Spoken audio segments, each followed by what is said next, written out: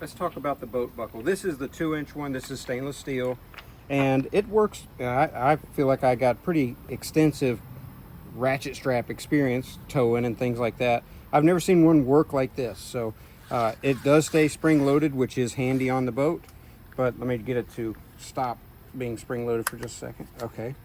All right, so there it is. This is like in freewheel, which I've never seen anything like that. You actually have to squeeze this to engage the pawl to make it ratchet.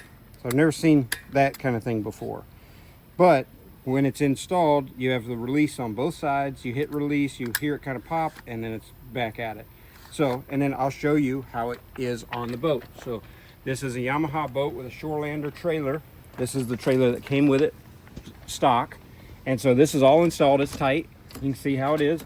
And then just to get that to release, you got that same release on either side, so you can push top or bottom.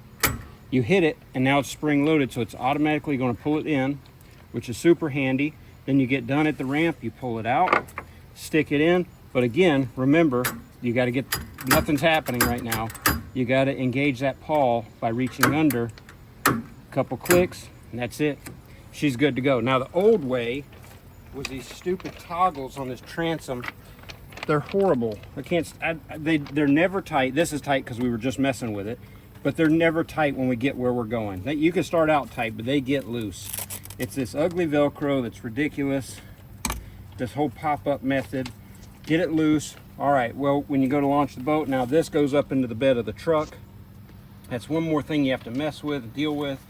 Then when you get done in the water, come back, hook it all up, and just this whole rigmarole right here, you got to get it just right, you know, because if it's off to the side, obviously it doesn't come down right.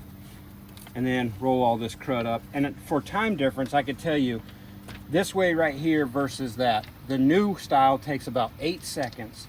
This older style took, I think it was 35 seconds to do. So I know that's like, oh, dude, it's a minute. It's not that big a deal. Well, the downside is that these are actually stored in the truck. So you got that time you got to add to it. You got to go to the truck and get them. You got to bring them back. They're just a pain. These stay with the trailer. They're ready to rock. Stainless steel. They're not going to give you any trouble. They're the way to go. I mean, I realize that they're not cheap, but dadgum, man, it's a quality of life upgrade. Thanks for watching.